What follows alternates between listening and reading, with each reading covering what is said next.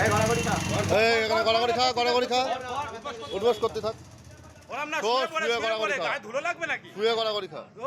সব ঠিক কিচ্ছু হয়ে হয়নি যাবে। তোর, কিচ্ছু হয়নি। এখন তোর মারা কিচ্ছু হয়নি। ব্যথা মরে যাবে। গড়াগড়ি খা, পুরো শুয়ে পড়ে। মোহাম্মদকে মেরেছিলিস, হ্যাঁ? পুরো শুয়ে গড়াগড়ি কর, শুয়ে গড়াগড়ি কর।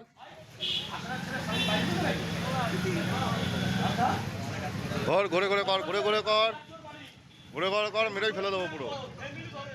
বিগত 15 বছর ধরে তৃণমূল কংগ্রেস বাংলার সাধারণ মানুষের ওপরে যে অত্যাচার করেছে, তারা যে দখলদারি করেছেন, তারা যে তোলাবাজি সিন্ডিকেট রাজ চালিয়েছেন, বাংলার মানুষ তাতে অতিষ্ঠ হয়ে গিয়ে এই যেটা দেখেছেন, এটা আপনার একটা পার্টিকুলার ইনসিডেন্টের কথা বলছেন, সেটা তো অবশ্যই তার অপরাধের মধ্যে একটা ছিলেন, কিন্তু তারা এই 15 বছর ধরে যে মানুষের ওপরে যে অত্যাচার করেছেন, তার পুঞ্জীভূত মানুষের যে ক্ষোভ, তার বহিঃপ্রকাশ ঘটেছে ওখানে।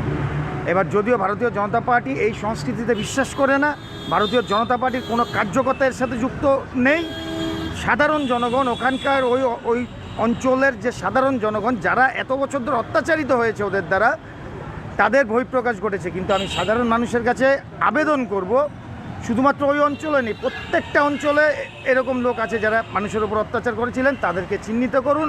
আপনারা আইন নিজের হাতে নেবেন না, আপনারা এদেরকে প্রশাসনের দ্বারস্থ করুন, প্রশাসন এদের যথোপযুক্ত ব্যবস্থা নেবে আইনের মাধ্যমে।